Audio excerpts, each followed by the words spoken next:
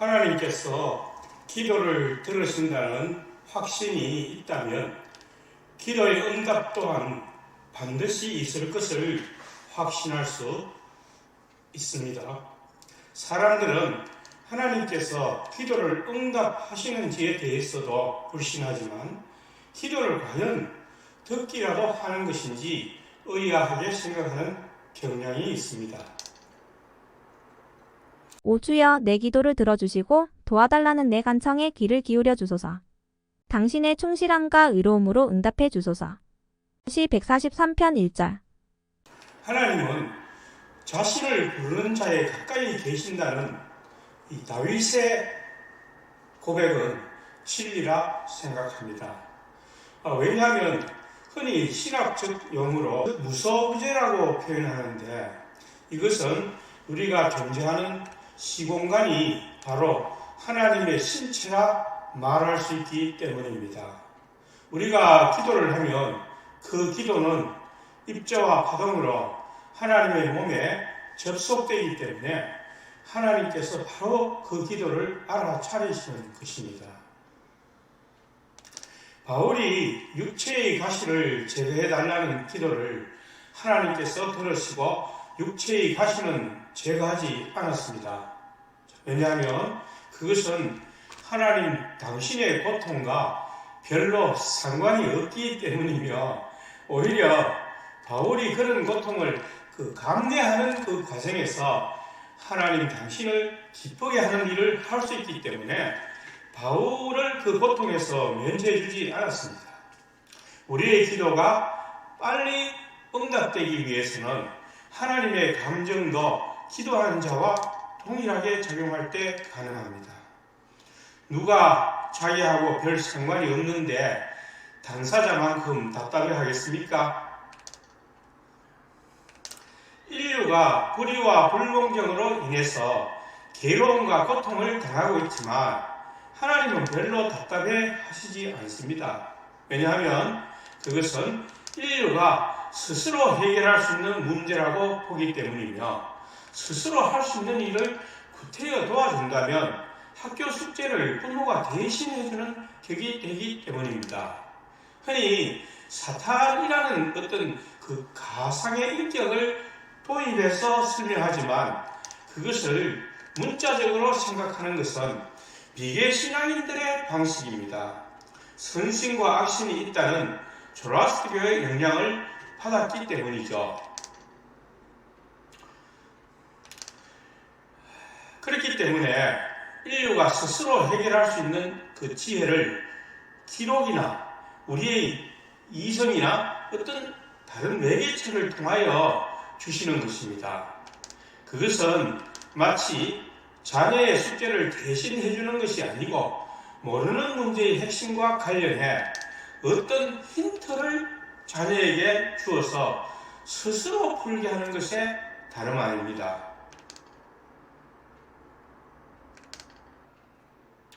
하나님께서 기도를 응답해 주시는 방법은 자연의 법칙, 인간관계, 물리력이나 정신력 등의 다양한 요소들이 그 기도에 대한 결과들을 산출하여 내는 것입니다.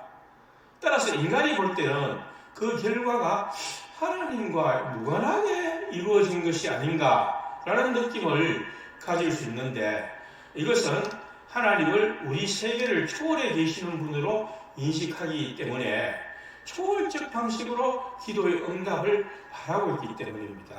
예를 들면 일용할 양식을 달라고 기도하면 하나님께서 들으시고 앞에서 말한 과정을 거쳐서 살을 독에 채우게 하는 것이지 이런 과정이 없이 기도하니까 그 응답으로 살독에 묻어있던 살 한 톨이 기적적으로 전가해가 살독을 채우는 것이 아니라는 점입니다. 하나님께서 우리의 기도가 자신의 속성과 맞아야만, 다시 말하면 자연의 질서에 부합되는 방식으로 응답을 주기 때문에 기도의 응답을 원한다면 자신의 노력의 방식이 자연의 질서와 인간관계 등을 고려하여 맞추어야 하는 것입니다. 인간의 부르짖음에 하나님의 응답하는 방식은 인간의 그것과는 다릅니다. 왜냐하면 하나님은 인격이 있으나 인격을 포함하는 신격이기 때문에 인간과는 다르다는 것입니다. 인간은 인간이 이해하는 방식, 곧 초월적인 방식으로 응답을 기대하기 때문에 비록 하나님의 응답이 주어지더라도 그것을 모르고 지나가는 수가 많습니다. 말하자면 우리가 해야 할 숙제를 도와달라고 간청할 때 문제 해결을 할 수 있는 능력이 인간에게 이미 부여되어 있기 때문에 결코 초월적인 방식으로 기도의 응답을 주시지 않습니다. 다만 격려를 통해서 또는 문제의 해결책의 지혜를 발견하게 함으로써 우리가 스스로 해결하기를 바라시는 것입니다. 이 방식이 진정으로 사랑의 아버지다운 태도가 아니겠습니까? 하나님이 만유 그 자체라면 만유는 스스로를 조직하고 유지하며 발전하는 하나의 유기체로 생각할 수 있습니다. 만유 안에 존재하는 우리는 그 일부로 존재하는 섬입니다. 따라서 우리가 원하는 바를 부르짖을 때 그 부르짖음이 만유이신 하나님의 존재 원리와 일치한다면 하나님은 당연히 자기 유지를 위해 그 부르짖음에 응답할 수밖에 없습니다. 예를 들면 지구가 적정 온도를 유지해야 함에도 그 온도를 벗어나 상승하게 되면 지구는 자신이 덥다고 생각하여 하나님께 부르짖게 되고 하나님은 땅 위에 백색 생물이 많이 존재하는 방향으로 지구의 생태계를 조정하십니다. 그렇게 하여 지구상에 도달되는 태양빛을 반사시킴으로써 온도가 더 이상 올라가지 못하게 하시는 것입니다. 즉, 기존하는 요소들을 적절히 조정함으로써 자기 생존을 꾀하십니다. 우리는 다음과 같은 세 가지 경우를 생각해 봅시다. 800만 명이 똑같은 기도를 했습니다. 이렇게 하나님 이번에 꼭 로또가 1등으로 당첨되게 하소서.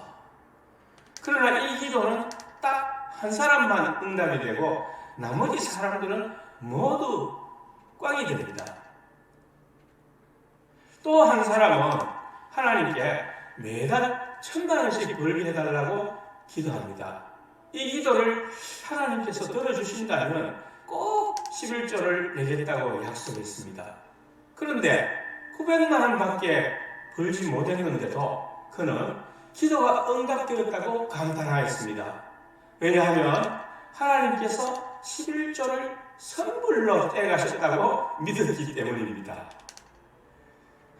또 어떤 형제는 암 투병 중이었는데 암을 낫게 해달라고 계속해서 기도하였으나 몇 달이 지나자 자기의 암은 더욱 확산되고 자기 옆에 기도하지 않던 다른 사람이 암에서 회복한 것입니다.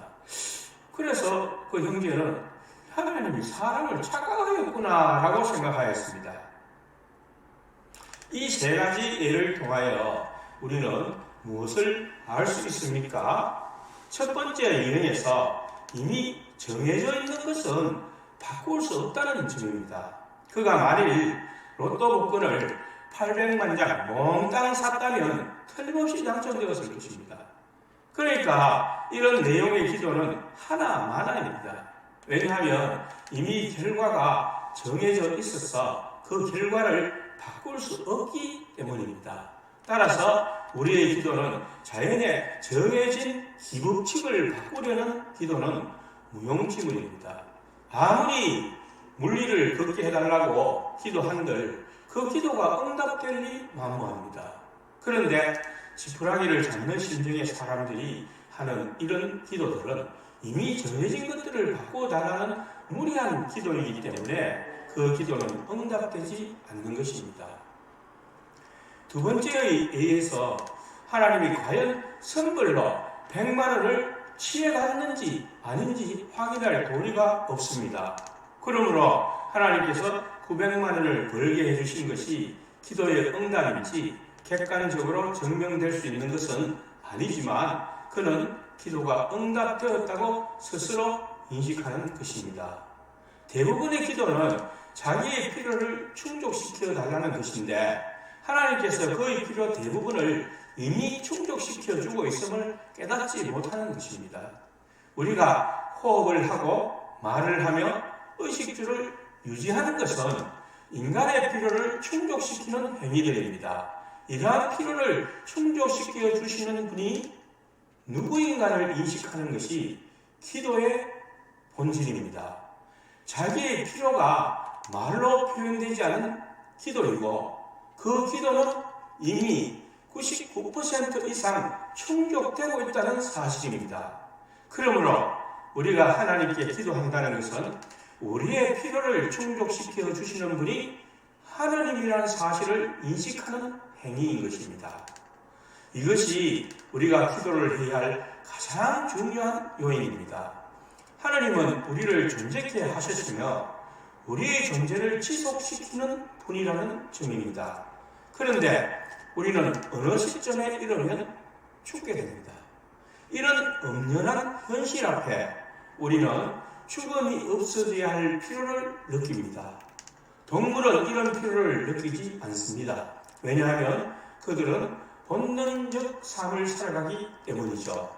그래서 우리의 필요를 기도의 형태로 표현하게 됩니다. 이렇게 기도를 한다는 것은 우리가 필요로 한다는 의미이고 또 그 필요를 충족시키기 위해 노력해야 한다는 사실입니다. 즉 필요는 기도이며 기도는 노력입니다. 여기에 하나님의 섭리 곧 자연의 법칙이 작용하는 것입니다. 그 기도가 성취되기 위해서는 자연의 질서에 맞게 노력해야 하는 것입니다. 만일 어떤 사람이 지금 200살까지 살게 해달라고 기도하면 그가 200살까지 살 수 있습니까? 그는 어떤 노력을 해야 합니까? 그가 장수의 비결을 아무리 연구한다고 한들 그것은 혼자서는 역부족입니다. 그래서 많은 사람들이 특히 생물이나 의료계에 종사하는 사람들이 합심하여 노력하면 그 기도는 언젠가는 이루어질 수 있습니다. 왜냐하면 그것은 자연의 질서를 파괴하거나 무시하는 것이 아니라 오히려 자연의 질서를 잘 파악해서 그에 맞추려는 노력이기 때문입니다. 그런데 만일 이러한 자연의 질서를 파악하려는 노력 없이 기도만을 반복하거나 자연의 질서 안에 들어있지 않은 초월적 방식으로 인간에게 영원한 생명을 기다리는 것은 로또 복권을 연속해서 100만 번 계속해서 1등이 되기를 기다리는 것보다 더 어려울 것입니다. 만일 하나님이 그런 식으로 인간에게 영원한 생명을 줄 수 있다면 그분은 현재 능력이 있음에도 불구하고 아껴둔다는 이야기가 됩니다. 이것은 또한 현재 악을 제거할 수 있음에도 불구하고 그 능력을 아껴둔다는 말도 될 것입니다. 그러나 이러한 생각은 그분이 전능하고 전선하시다는 기본 속성에 모순됩니다. 왜냐하면 현재의 세계가 최선이 아니라는 결론에 이르기 때문입니다. 따라서 하나님의 능력은 이 자연 안에 온전히 표현되어 있고 또 표현하실 것입니다. 그런데 하나님의 능력의 표현 방식을 우리가 생각해 볼 필요가 있습니다. 그분의 능력을 표현함에 있어서 그는 직접 표현하기도 하지만 이미 존재하는 사물이 그 능력을 담당하게 하신다는 사실입니다. 예를 들면 바빌론에서 그 포로 생활을 마치고 고토로 돌아가도 좋다는 칙령을 바벨론을 정복한 기루스를 통하여 선포하셨습니다. 이것은 하나님의 활동이 인간을 통하여 작용하신다는 단적인 예에 불과합니다.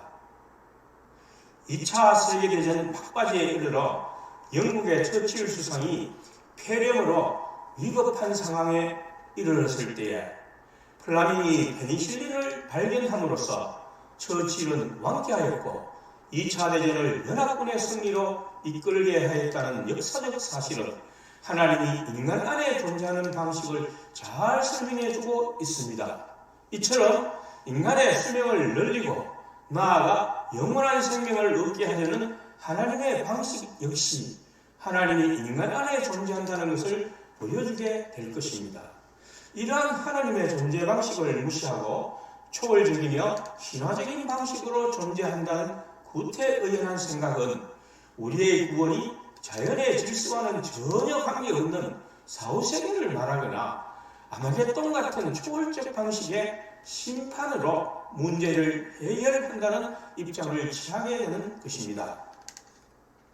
그런데 사람의 수명이 단순히 길어진다고 해서 행복한 것은 아닐 것입니다. 따라서 인간의 필요는 목숨이 오래 유지되는 것과 동시에 행복하게 살아야 한다는 필요를 느끼고 있습니다. 이 점이 우리를 구원해달라는 하나님에게로의 부르짖음인 것입니다. 인간을 행복하게 하는 요소는 가난과 질병으로부터의 해방은 가장 기본적인 것이며 자유와 평등, 평화인 것입니다. 이에 위배되는 요소를 우리는 악이라 부릅니다. 이 악이 어떻게 대치될 것입니까? 하나님께서 인간을 문자 그대로 가라지와 알곡을 분리해서 하늘에서 벼락을 쳐 선별적으로 심판한다고 생각하는 것은 매우 신화적이고 초월적 방식입니다. 하나님께서는 가장 좋은 방식을 성서를 통해 알려주셨습니다. 그것은 악을 선으로 이기는 방법입니다. 이것은 하나님께서 인간 안에 작용하시겠다는 확실한 약속이기도 합니다. 우리가 선을 행할 때 우리의 힘을 가장 강하게 하시겠다는 하나님의 뜻입니다. 이 약속은 먼저 이스라엘 백성에게 약속하신 것입니다.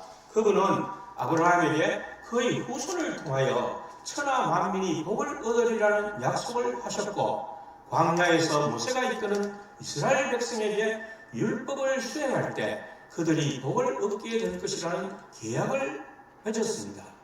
이것은 단순히 이스라엘 백성이 도덕적으로 살아가는 뜻이 아니라 선한 백성의 연합체가 될 때에 가장 강한 힘을 가질 수 있다는 실질적인 축복인 것입니다. 이스라엘 백성이 계약을 지키지 못했으므로 이 축복은 고효가 된 것입니다. 그리스도인들 역시 같은 취지의 약속을 하십니다. 그것은 구원의 약속이 선으로 악을 이김으로써 이 세상이 축복을 받아 천국이 될 수 있다는 약속입니다. 천국은 장소를 이야기하는 것이 아니라 하나님이 통치하는 복된 사회를 일컫습니다. 이 천국이 어떻게 이루어질 것인지 예수께서 7가지 비유를 통해 알려주셨지만 대부분의 사람들은 그 진리를 깨닫지 못하고 그것만 훑어보는 것입니다. 첫째 비유는 씨 뿌리는 자의 비유입니다. 먼저 기쁨의 소식이 온 세상에 뿌려지는 것입니다. 이 4가지 종류의 밭이 나온다는 것은 많은 종류의 사람들에게 좋은 소식이 전해지나 결실을 거두는 것은 좋은 땅에 뿌려진 씨만 풍성한 수확을 거두게 됩니다. 풍성한 수확은 결실이 충분하다는 뜻이며 반드시 양적 풍성함을 의미한다고 볼 수는 없습니다. 왜냐하면 이어지는 비유들과 상호 일관성이 있어야 하기 때문입니다. 이 비유는 2번째 그리고 3번째 비유 그리고 연속해서 연결이 되고 있습니다. 2번째 비유는 밭에 보물이 감추어져 있는데 지나가는 사람들은 그것을 거의 발견하지 못하고 어떤 사람이 그것을 발견하고는 자기 재산을 모두 팔아 그 밭을 삽니다. 이 비유는 인생에서 가장 귀중한 요소를 사람들은 발견하지 못하고 그냥 죽어버리지만 그것을 발견하는 극소수의 사람들이 있고 그 사람들은 자기의 모든 것을 그 보화에 걸게 된다는 뜻입니다. 이 보물을 발견하는 자들은 다섯 번째 비유에 나오는 겨자씨에 해당되는 사람들입니다. 네 번째 비유죠. 겨자씨는 매우 작고 보잘것 없다는 점에서 보물을 발견한 사람들이 자기의 모든 것을 바치는 사람들이 극히 적고 그 출발이 무시될 정도로 미미하다는 것을 나타냅니다.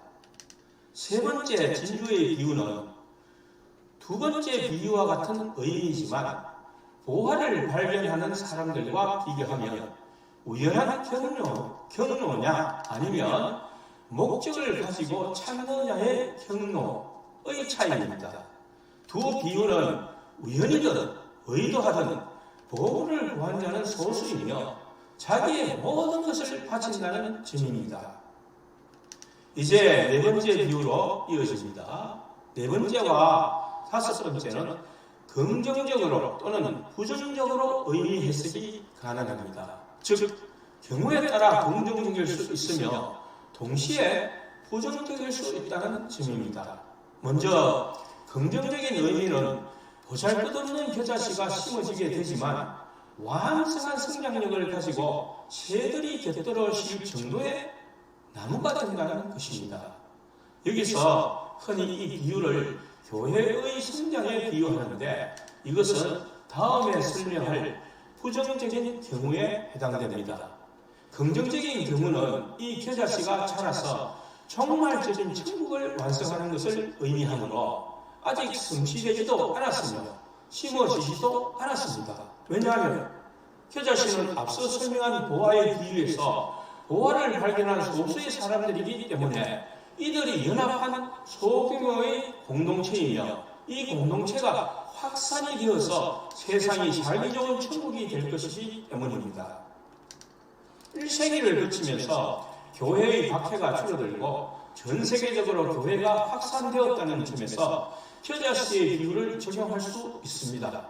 그러나 이 경우 오늘날의 교회 상태는 결코 천국에 미칠 수 없으므로 애초에 심겨진 겨자씨가 숨겨진 보화를 발견한 사람들의 집합체가 아니라는 것을 알 수 있습니다. 그들은 세상의 정치 세대가 결탁하여 부패를 확산시킨 교회들입니다. 다섯 번째 비유인 누룩에 비유해서 누룩은 전체 덩어리에 그 효과가 퍼지는 것에 초점을 둘 수 있습니다. 긍정적인 측면에서 본다면 선한 영향력이 미쳐서 겨자씨와 같은 공동체에 선한 효과가 확산되는 것을 의미할 수 있으나 부정적인 의미로서는 오늘날의 교회들의 부패한 요소가 전체적으로 퍼지는 것으로 생각할 수 있습니다. 그리하여 네 번째와 다섯 번째 비유의 부정적인 의미는 이미 성취되었습니다. 따라서 그 긍정적인 효과가 일어날 미래만이 남아있습니다.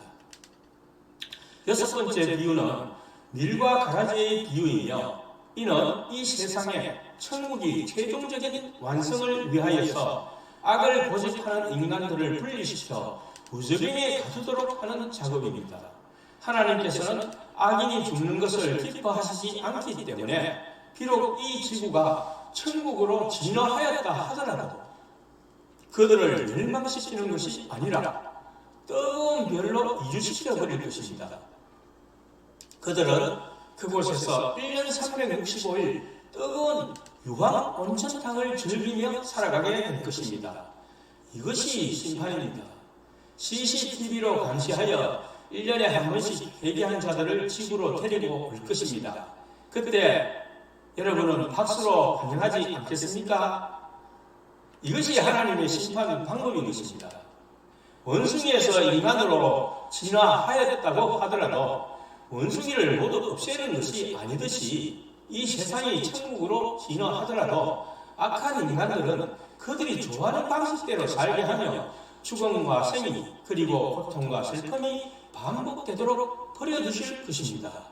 물론 이러한 상태는 현재의 입장에서 상상한 것이므로 다소 틀릴 수 있지만 심판의 원리는 같을 것입니다. 일곱 번째 비유는 마찬가지로 분리해서 심판하는 작업입니다. 고기를 잡아 끌어올려 고기를 분리하여 들어는 잡고 들어는 바다로 되돌립니다. 이 비유의 특색은 이 분리 작업을 천사가 아니라 인간이 한다는 점이며 멸망시키는 것이 아니라 원래 있던 것으로 되돌린다는 점입니다.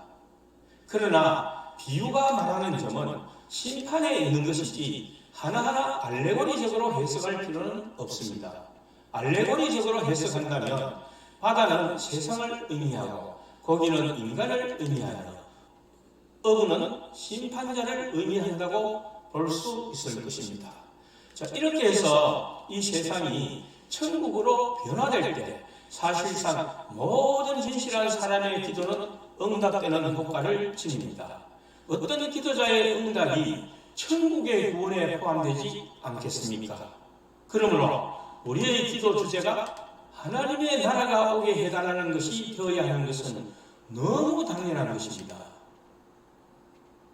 선생님 세 번째 예에 대한 설명은 아직 안 하셨는데요. 이제 처음 제기한 세 번째 기도 응답의 경우를 고려해 봅시다. 기도한 사람은 오히려 악화되고 기도하지 않는 사람이 나왔다는 것은 그게 더 좋은 진행이라는 뜻입니다. 즉, 옆 사람이 낫고 기도자는 악화되는 것이 최선의 진행이라는 뜻입니다. 즉, 기도의 응답이 자기가 원했던 방법과 똑같은 방식으로 오는 것은 아니지만 결과적으로 그 기도는 이루어진다는 것입니다.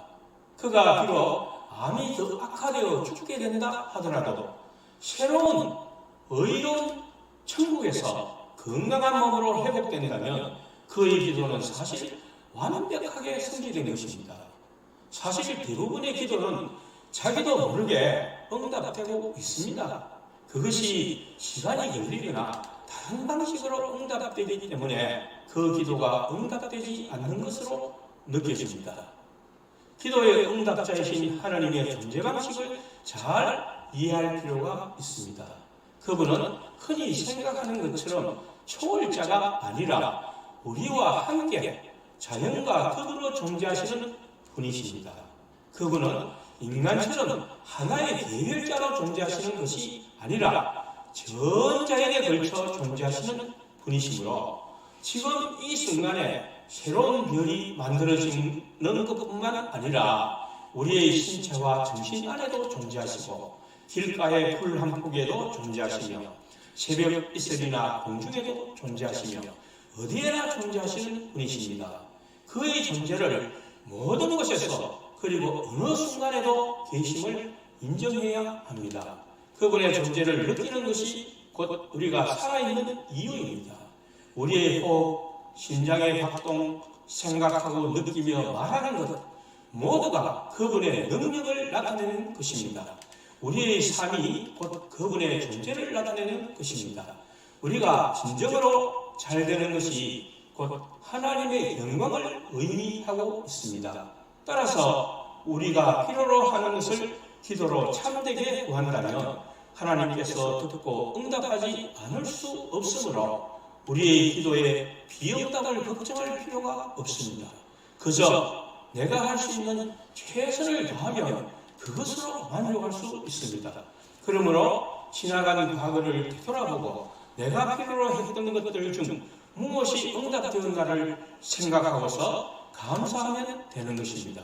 흔히 대부분의 사람들에게 거의 같이 일어나는 응답 때문에 그것은 응답이 아니라고 생각하는 것은 하나님의 존재 방식을 이해하지 못하기 때문입니다. 무언가 내가 다른 사람보다 더 특별한 것을 받아야만 응답된 것이라는 잘못된 생각에 기인하는 것입니다. 또 평범하지 않고 특별하게 성취되어야 할 것을 꾸준히 기도하면서 최선의 노력을 할 때 오게 되는 기도의 성취는 모든 상황을 조화시키는 그분의 능력에 감탄하고 감사를 드려야 할 것입니다. 무엇보다 우리는 하나님의 나라가 임하게 해달라고 기도해야 합니다.